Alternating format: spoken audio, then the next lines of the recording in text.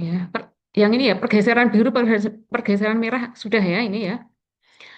Oke, nah kemudian nah, hari ini kita akan sampaikan mengenai karakteristik dari spektroskopi UV beberapa senyawa fenolik ya. Jadi kemudian nanti dilanjutkan dengan aturan Woodward-Visser ya untuk menentukan atau meramalkan panjang gelombang maksimal. Jadi setelah saya jelaskan, saya kasih contoh. Nah, kemudian nanti Anda kerjakan gitu ya. Ada tugas yang harus Anda selesaikan. Ya, insya Allah hari ini kita bisa selesaikan materi untuk spektroskopi UV vis ya. eh ini saya kira di buku saya juga ada gitu ya. Jadi kita akan mengamati panjang gelombang maksimal ya dari beberapa senyawa benzen ya, senyawa benzen dan turunannya gitu ya. Nah, sehingga harapannya Anda bisa memahami ya, jadi panjang gelombang maksimal ya dari spektroskopi UV ya, itu apa sih faktor yang menyebabkan gitu ya.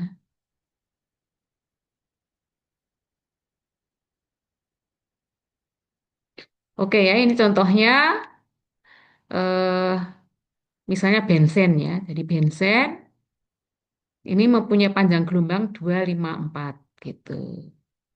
Terus fenol, hanya ketambahan ini fenol menjadi 270. Nah, panjang gelombang maksimal ya dari UV dikatakan berbeda itu kalau lebih dari 15 gitu. Lebih dari 15 perbedaannya panjang gelombangnya itu dikatakan berbeda gitu. Tapi kalau hanya beda antara 1 sampai 15 gitu ya atau 10 lah. Kadang-kadang 10 lah, 10 lebih dari 10 lah gitu. Ya, kalau hanya satu ini hanya beda kondisi aja gitu, kondisi alat ada pelarut mungkin gitu ya. Jadi kalau udah berbeda lebih dari 10 itu udah dikatakan berbeda. Tuh.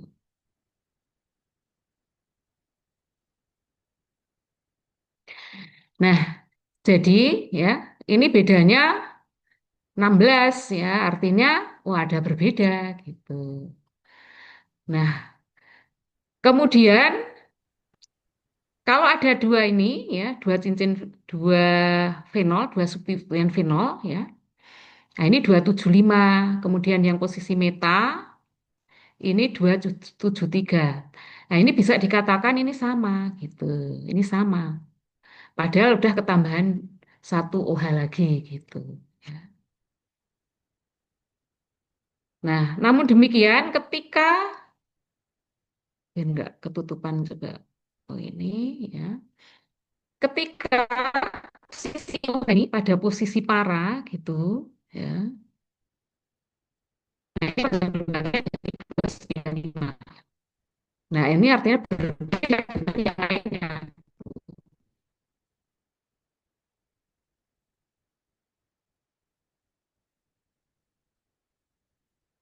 Oke. Bisa bisa dilihat nih ya. Tadi sempat terputus sebentar. Presentasi saya bisa dilihat? Bisa, Ibu. Oke, ya. Nah, dengan demikian gitu ya. eh sama-sama ini dua OH ya. Ini juga dua OH yang di situ gitu. Nah, ternyata mempunyai panjang gelombang beda kalau posisinya adalah para gitu. Nah, demikian juga ini yang satu ya. Dengan bensin ya memang beda ini dikatakan berbeda gitu loh. Nah, jadi OH ini ya, ini disebut juga sebagai gugus auxokrom ya, gugus auxokrom atau gugus yang menyebabkan perubahan ya panjang yang mempengaruhi panjang gelombang maksimal gitu. Nah, OH ini akan memberikan elektron ke cincin gitu ya. Itu. Nah, ini kemudian terjadi resonansi ya. Nah, perputarannya jadi lebih panjang dibanding cincin bensin. Ya, ini ada dilokalisasi di sini ya. Berputarnya ya di cincin, tapi ada UHA lebih panjang dikit gitu. Kemudian penambahan OH pada posisi orto, ternyata ini eh, ada menyebabkan steric effect gitu loh, gugus-gugus yang besar berdekatan, sehingga delokalisasi elektron ini terganggu. Misalnya ke sini ini juga gitu loh. Ini saling mengganggu ya. Ingat gugus-gugus yang besar kalau itu ada pada pihak yang sama itu bisa menimbulkan steric effect gitu. Sementara kalau posisinya para di sini ya ini pergeseran elektronnya ya ini. Nah, ini bisa panjang sampai sini ya ke sini di situ. Ya artinya pergerakan elektron untuk yang eh, dihidroksifenol pada posisi para itu lebih panjang gitu loh. Ya, jadi pergerakan elektronnya itu lebih mudah gitu loh atau lebih bebas gitu, lebih bebas ya. Kalau di sini kan terpengaruh tadi ada gugus yang besar tadi tuh ya. Sehingga kalau pergerakan elektronnya itu lebih bebas, maka ketika ini disinari gitu ya hanya butuh energi yang lebih sedikit ya, energi yang lebih kecil untuk terjadinya transisi energi elektronik ya, baik itu transisi pi ke pi bintang atau n pi bintang. Tuh.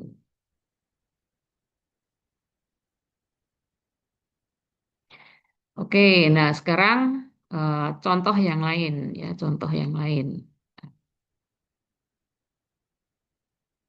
Oke, tak hapus dulu.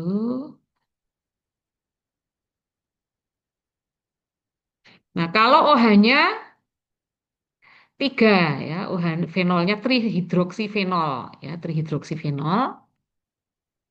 Nah, ternyata pengaruhnya itu juga sama tadi ya. Jadi kalau posisinya itu orto, orto, orto, meskipun tiga, nah itu sama yang jumlah OH-nya satu gitu. Ya, atau meta ya, maaf ini yang meta ya, yang meta dan juga orto itu sama, sama dua ini tidak ada peranannya gitu ya. Tapi begitu posisi OH itu ada posisi para gini ya. Nah, ini baru mempunyai perbedaan ya panjang gelombangnya ini tinggi gitu. Sama yang dua OH tadi gitu ya. Jadi yang dua OH posisi kalau ada posisi para ya ini pergerakan elektronnya ini panjang jadi panjang gitu ya. Jadi lebih bebas gitu. Ya. Oke, kemudian contoh lagi ya. Kalau posisi cis dan tran ya. Ingat bahwa senyawa yang eh, cis dan tran itu lebih bebas tran gitu ya. Jadi pergerakan elektronnya itu lebih bebas. Sinyalnya tidak stabil ya. Ya, jadi ini ada situ yang kemudian ditangkap. Jadi delokalisasi elektron, nah ini bisa di antara dua cincin ini gitu ya. Jadi pergerakan elektronnya ya eh, cukup panjang gitu. Sementara kalau posisinya itu cis ya, jadi dua gugus besar. Nah, ini mestinya gambarnya di sini ya, UH-nya ini di sini apa aromatiknya ini cincin bensinnya. Nah, ini ada tadi steric effect ya. Jadi meskipun dua cincin ini dihubungkan dengan ikatan rangkap atau terkonjugasi ya, tapi karena posisinya yang cis gitu, ya ini mengganggu pergerakan elektron. Nah, oleh karena itu yang posisinya tran itu pergerakan elektronnya lebih bebas gitu sehingga transisinya butuh energi yang kecil ya. Kalau energinya yang butuhkan lebih kecil ya panjang gelombangnya lebih besar gitu. Oke ya. Oke. Terus contoh yang berikutnya. Nah, ini ya. Ini juga menarik juga ini.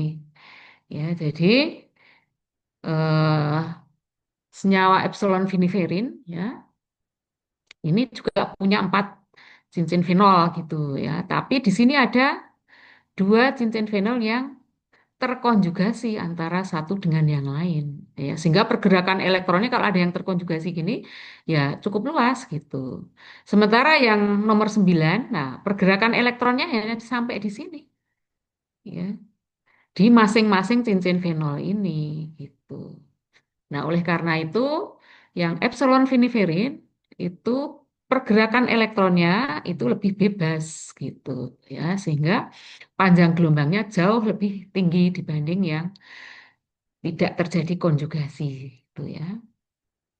Demikian juga ya, kemarin kita sudah sampaikan ya, jadi ketika ada senyawa ya dengan ikatan rangkap yang terkonjugasi ya, makin panjang konjugasinya gitu, maka pergerakan elektron itu makin panjang, makin bebas.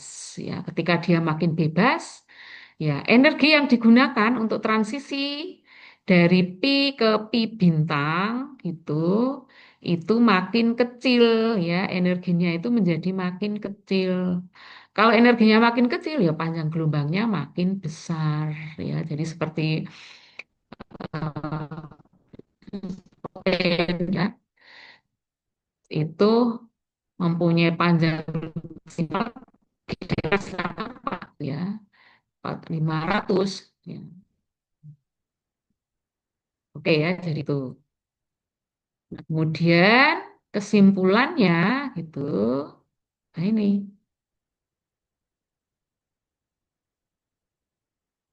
ya, jadi ini kesimpulannya dari beberapa contoh senyawa fenolik tadi. Ya. Contohnya ada lebih banyak di buku itu. Nanti dilihat, oh ternyata yang strukturnya cincin fenolnya ada 6 itu sama aja, ya, 280 gitu ya. Ya, ini kesimpulannya ya. Jadi panjang gelombang maksimum dalam spektroskopi UV itu tidak dipengaruhi oleh jumlah gugus auxokrom, kerumitan struktur maupun ukuran molekul ya. Jadi ukuran molekulnya makin besar gitu ya tidak menentukan ketika pergerakan elektronnya itu tidak bebas gitu ya. Jadi panjang gelombang maksimum hanya ditentukan oleh struktur elektronik dan pergerakan elektron yang terdapat dalam molekul itu. Ya, pergerakan elektronnya itu makin bebas, makin panjang daerahnya, ya panjang gelombangnya makin besar. Gitu. Ya, jadi itu. Oke, oke, bisa dipahami? Bisa, Ibu. Ya, oke.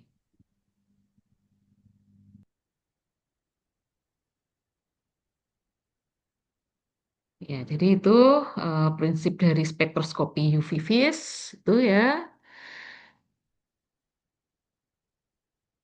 Di, nah sekarang ini ya, eh ada aturan ya, ada aturan dari Woodward-Visser untuk meramalkan suatu sistem DNA gitu ya. Nah, kenapa sih hanya DNA saja gitu loh? Ya karena yang memberi serapan di UV yang ada panjang gelombangnya pada daerah 200 yang dapat menyerap daerah UV di daerah 200 sampai 400 itu ya DNA ya. Artinya suatu kalau ada ikatan rangkap terkonjugasi gitu loh. Kalau hanya ada ikatan rangkap satu tok, nah ini kan tidak menyerap di daerah 200 400 ya. Jadi ini transisi pi ke pi bintangnya kalau hanya satu ikatan rangkap itu di bawah 200 ya. Atau ya tidak memberikan serapan untuk saat ini gitu. Nah, menurut si Fitzer ini ada beberapa bentuk sistem DNA ya. Jadi ada DNA bukan siklis ya, ada ikatan rangkap terkonjugasi yang tidak membentuk siklis, nah, rantai lurus aja gitu. Ada DNA heteroanuler kalau ikatan rangkapnya di 2 cincin yang beda. Ada DNA homoanuler. ada dienon ya, ini sistem dienon, ini dienon gitu. Dienon bukan siklis, kemudian dienon lingkar 6, ada dienon lingkar 5 gitu. Nah, masing-masing sistem DNA ini mempunyai harga dasar panjang gelombang maksimal yang tertentu. Ya. Harga-harga ini ya yang membuat si buat Fisher gitu ya. Dan fungsinya untuk meramalkan ya ketika kita sintesis atau isolasi dapat suatu senyawa ya, misalnya kita sintesis kalkon gitu ya atau asetopenon misalnya. Panjang gelombangnya berapa misalnya. Sebelum eksperimen ya sintesis kita itu sudah bisa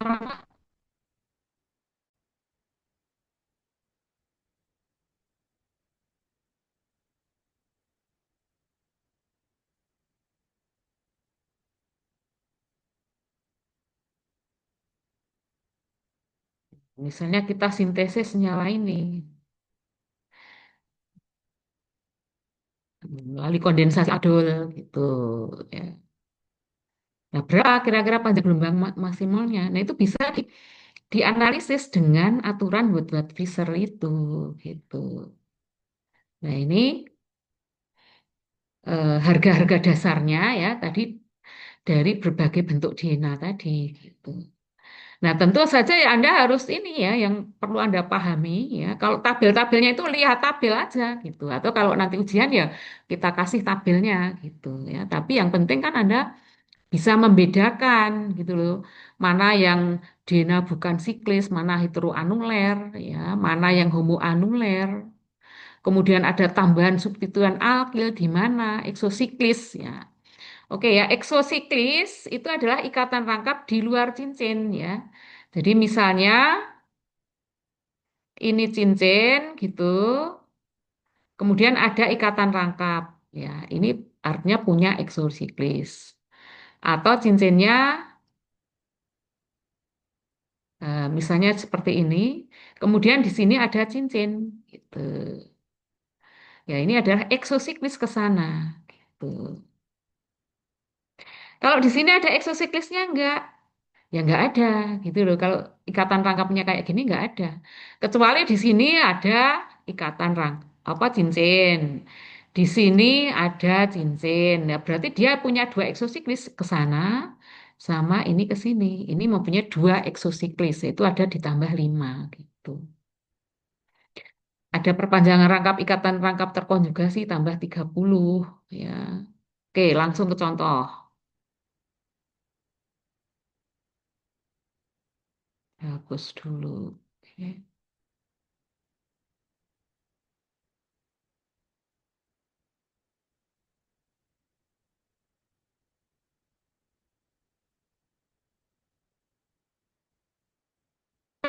Eksosiklis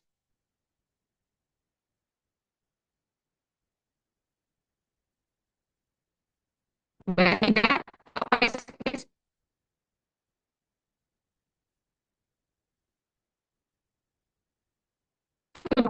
Maksud dengan ikatan rangkap eksosiklis.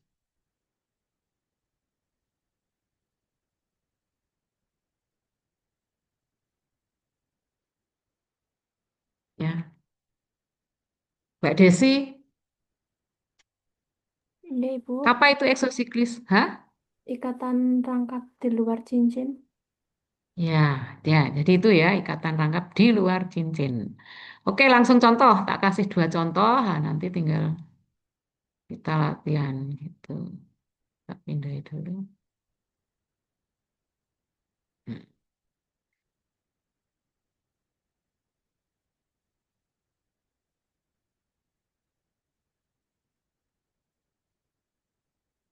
Oke, contoh yang pertama ya. Misalnya Anda disuruh meramalkan berapa sih panjang gelombang dari senyawa ini ya. Di sini ada sistem DNA ya. Ada ikatan rangkap terkonjugasi. Nah, Anda harus cek dulu iki apa, masuk di mana gitu. Oh, ikatan rangkap terkonjugasi di dua cincin yang beda gitu. Maka ini masuk DNA heteroanuler. Berapa panjang gelombangnya? Ya, nek rung apal, lihat tabel tadi gitu. Oh, 217. Oke. Mungkin ada beberapa buku kuno yang 215 nggak apa-apa lah itu ya beda dua nggak masalah. Terus ya, jadi ini sistemnya ini DNA heteroanuler. Nah, sistemnya di sini. Nah, kemudian ada tambahan apa gitu. Berapa alkil? Alkil adalah C gitu loh. C, CH3, CH2, apa lah, pokoknya C. Alkil itu R lah ini, C. Ini C.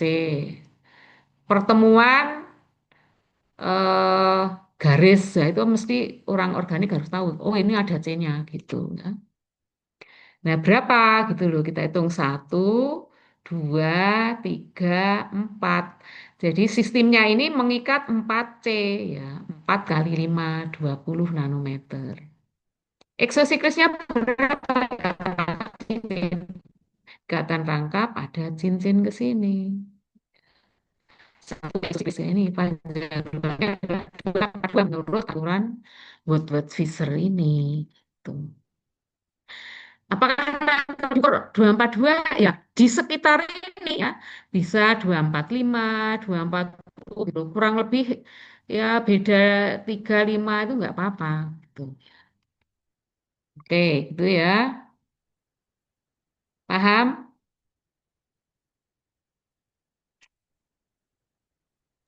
Paham, Ibu. Oke, contoh satu lagi. Nah, sekarang kalau struktur yang kedua ini, ya. Nah, kalau struktur yang kedua ini, Anda bisa memandang, ya, yang di sini ada ikatan terangkap terkonjugasi pada cincin yang sama. Nah, Anda bisa ngitung ini sebagai DNA homoanuler, ya. Jadi hitungan yang pertama ini, nanti ada yang kedua, gitu, ya. Berapa harga dasarnya? Lihat tabel O253. Kemudian di sini ada ikatan rangkap. Ikatan rangkap ini terkonjugasi dengan ini ke sana. Nah, oleh karena itu sistemnya ini jadi sampai sini gitu. Ada perpanjangan ikatan rangkap tambah 30. Nah, karena sekarang sistem ini secara keseluruhan ya, kemudian kita lihat alkilnya. Alkil yang diikat langsung oleh sistem DNA ini ya. Satu, dua, gitu, tiga, empat, lima, enam. Ada 6 alkil. 6 kali 5, 3. Ikan rangkap, cincin, ikan rangkap, cincin, ikan rangkap, cincin. Ya berarti ada 3 eksosiklis. Udah jumlahkan. Jumlahnya adalah 328 nanometer. Tuh. Itu yang pertama. Oke. Nah, bagaimana kalau Anda memandangnya sebagai DNA heteroanuler? Saya gambar di sini lagi.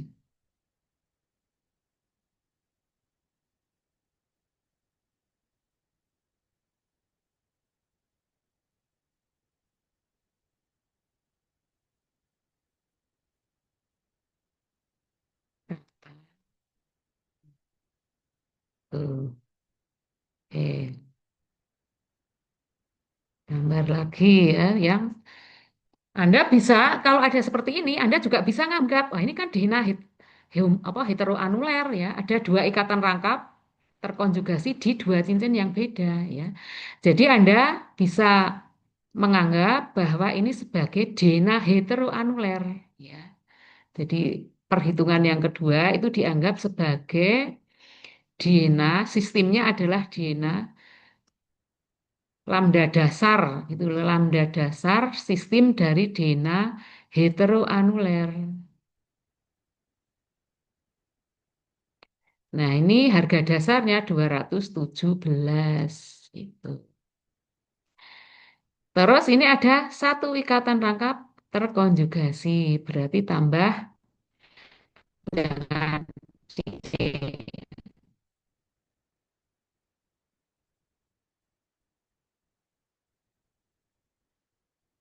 Berarti tambah 30.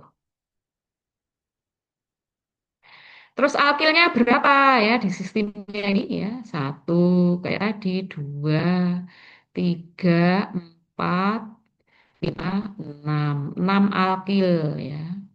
Enam kali lima. Ya, R. Ini 30. Tuh. Eksosiklisnya berapa ya? Tentu sama. Satu, dua, tiga. Tiga ekso. Tambah 15. Nah, karena Anda ini memandangnya sebagai deno heteroanuler, sementara di sini ada ikatan rangkap terkonjugasi di cincin yang sama. Nah, ini harus tambah dengan komponen homodien gitu. Tambah karena ada ikatan rangkap yang satu cincin tadi, komponen homodien. Nah, ini ditambah 39 gitu. Nah, kemudian hitung. Oh, ketemunya 331 nanometer. Ya. Di sini yang pertama ketemunya 328, ini 331, beda 2 poin. Ya sama itu ya. Jadi Anda bisa, kalau ada sistem yang bisa dimasukkan zona homoanuler atau heteroanuler, itu sama. Yang 2 poin itu sama. Oke ya, jadi seperti itu cara ngitungnya. Terus misalnya kalau ada ikatan rangkap di sini ya, misalnya ada ikatan rangkap di sini. Kalau ini tidak terkonjugasi, ya nggak usah dihitung gitu loh. Ini hanya pengecoh aja gitu. Ya, jadi yang dihitung itu adalah yang terkonjugasi. Kalau nggak terkonjugasi nggak usah dihitung. Atau di sini dikasih apa gitu, cincin lagi misalnya. Ya kalau tidak ada hubungannya dengan sistem Dena ini, ya nggak usah dihitung gitu. Oke ya, jadi caranya seperti itu ya, menggunakan aturan Woodward-Visser gitu. Ya, Woodward-Visser itu ya ramalan ya, prediksi panjang gelombang maksimal dengan aturan-aturan yang dikemukakan oleh Woodward-Visser ya, untuk meramalkan panjang gelombang maksimum dari suatu dena atau denon ya, itu.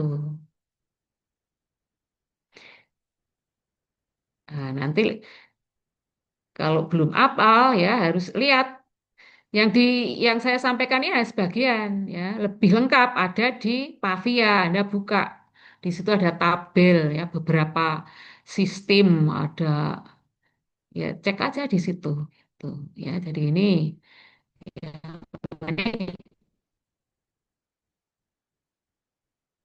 aturan-aturan yang digunakan ya nanti ada suntikan alkil pada alfa, beta, gamma itu beda. Kalau yang tadi gena aja atau heteroanuler, nah itu eh, pokoknya 5 aja. Tapi kalau yang denon itu sudah ada ini, ada perbedaan gitu. Posisi alfa tambah 10, posisi beta 12, yang posisi gamma 18 gitu. Oke, sampai di sini ada pertanyaan. Nah, ini harus dicoba dihitung. Ya, ini tugasnya. Tuh. Jadi kalau Anda mendengarkan, nggak ngitung, nggak akan paham. Sekarang coba ngitunglah. Ya, misalnya contoh yang pertama dulu, coba ini hitung panjang gelombang maksimalnya berapa. Tuh, 10 menit. Ya, dicoba dihitung berapa dapatnya masing-masing nanti.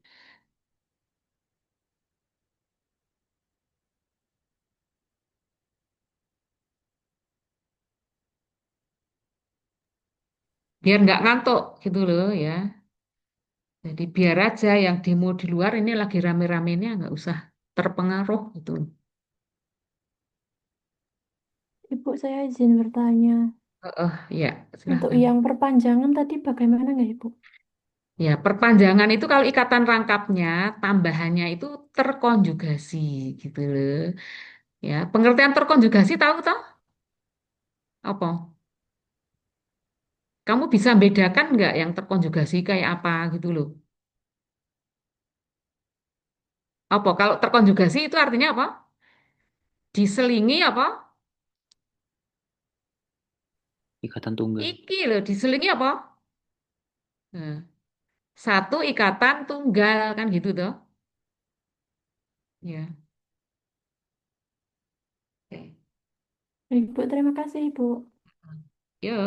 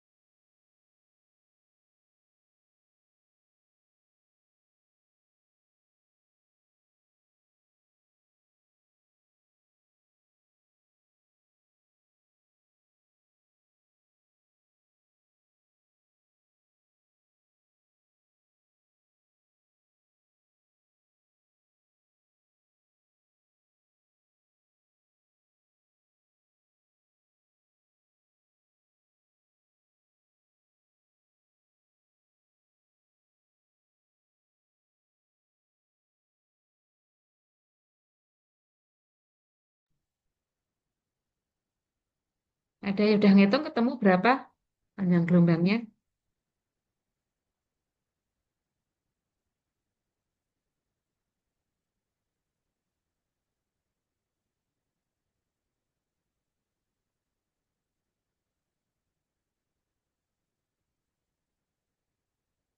Eh,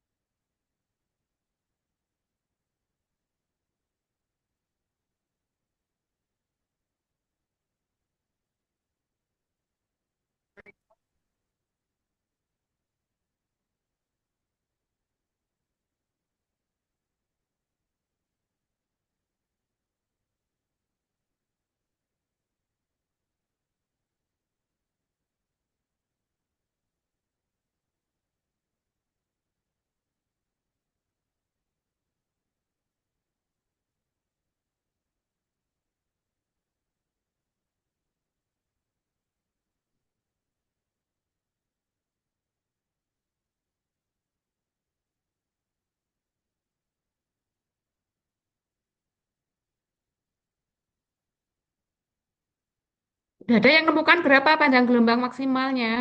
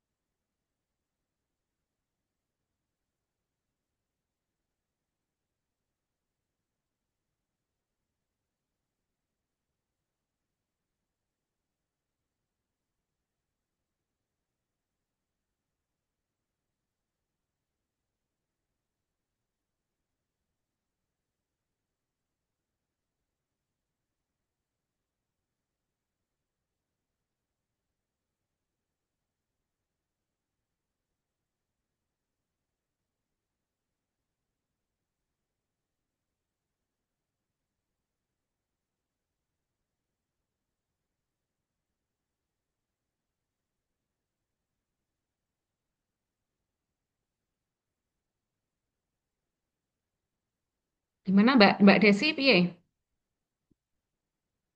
Udah paham belum? Masih Jadi Anda menghitung, boleh Ibu. memilih mau dianggap sebagai sistem DNA heteroanuler boleh, mau nganggap sebagai homoanuler boleh, gitu loh. Jadi ada dua dua hitungan lah ini ya. Jadi hitungan yang pertama itu dianggap sebagai hal lambda dasar dari DNA heteroanuler gitu. hetero. Atau lambda yang kedua yang dianggap sebagai DNA homoanuler ya. Ya, cara tadi. Jadi kalau ada sistem kayak gini ya itu. Anda memandangnya di mana ya? Pokoknya ikatan rangkap terkonjugasi di dua cincin yang beda. Maka itu hetero. Kalau ikatan rangkap di dua cincin yang sama di cincin yang sama namanya homoanuler. Gitulah gampang loh.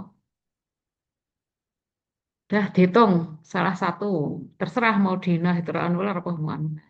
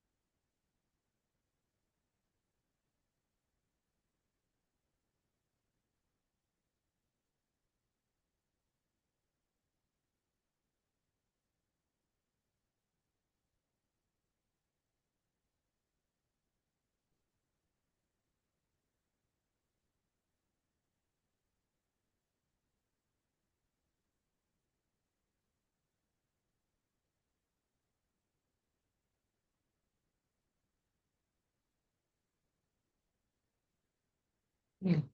Token presensi ada di kolom chat.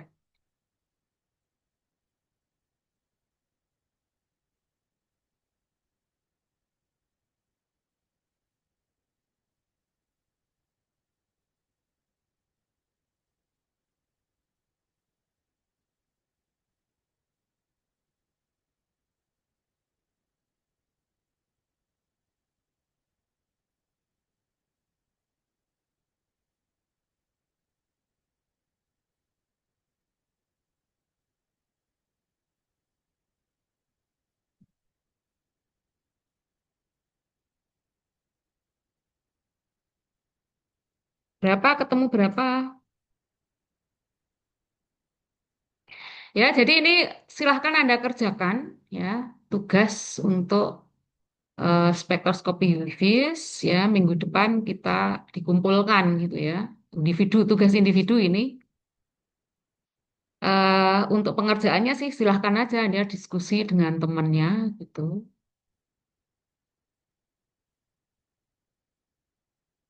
Ya Zoom atau ketemuan terserah aja gitu ya. Jadi gitu. Ada yang ditanyakan ini?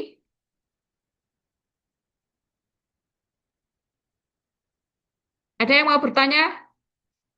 Ibu, maaf ini agak Heeh. ketahuan soalnya, Bu. Kenapa? Agak ketutupan soalnya. Wah ini kelihatan. Sudah, Ibu, terima kasih. Oke. Atau tak foto ini ya. Udah tak kasih tuh kayaknya PPT ini. Di bukunya juga ada sih sebenarnya. Ada yang mau ditanyakan ini?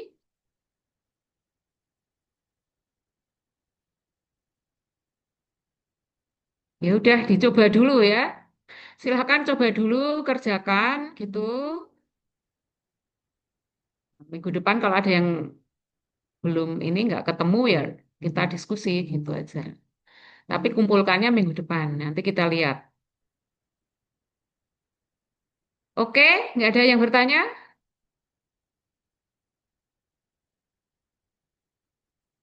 Ya udah, kalau nggak ada yang bertanya, saya kira Bu, cukup lah. Silahkan saya Anda mau bertanya, lanjutkan. Ibu. Hah? Saya mau bertanya yang Silahkan. gambar pertama ini hasilnya 333 atau bukan ya, Bu? 333 ya.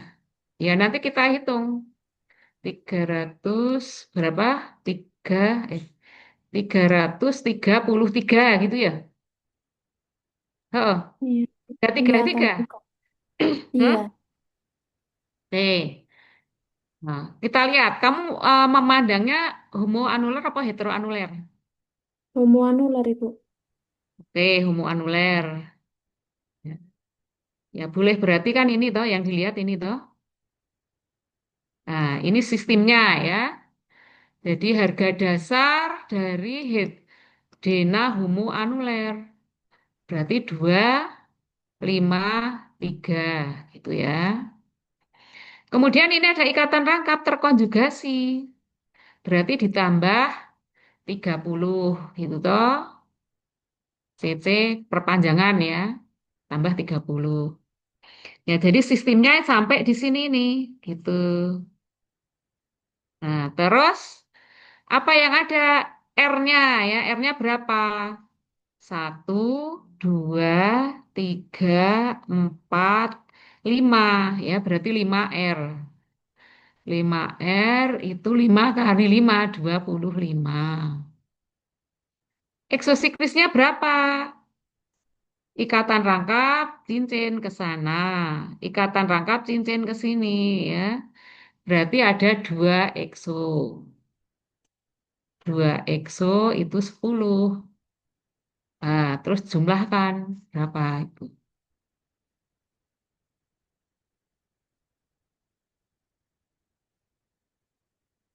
253 tambah 30 tambah 25 tambah 10. 318. Nah, kok ada tambahan 12 dari mana gitu.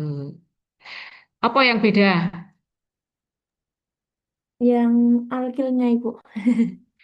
Nah, alkilnya, nah kan ini itu hanya ini aja. Oke, tak hapusin dulu.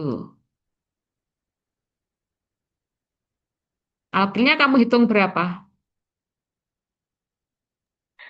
8, Ibu. Oh, 8 ki dari jadi alkil itu dihitungnya yang berhubungan dengan ini gitu loh. Sistemnya ini. Hmm. Sistemnya akan jadi ini gitu loh.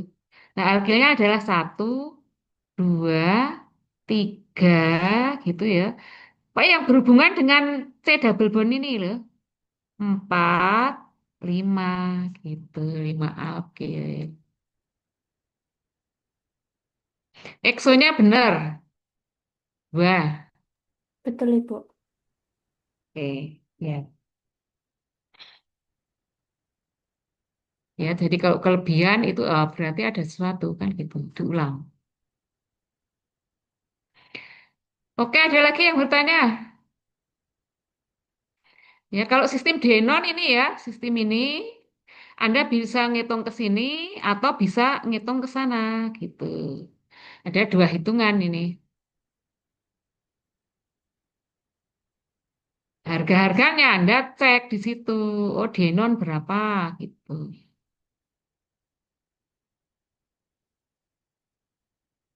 Nah, cuma kalau Denon itu eh, alkilnya, alkilnya itu dihitung. Alkil pada posisi alfa atau beta atau gamma itu beda-beda gitu ya. Jadi untuk sistem Denon, misalnya kita ngitungnya ke sini. Nah, ini sistem Denon gitu ya. Nah, harga dasarnya berapa? Cap cek. Oh, 202 gitu.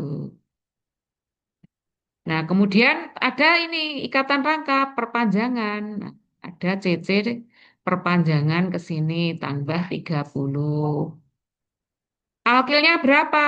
Nah, di dekatnya ini tentu saja ini alfa, beta, gamma. Jadi ada tambahan alkil pada posisi gamma.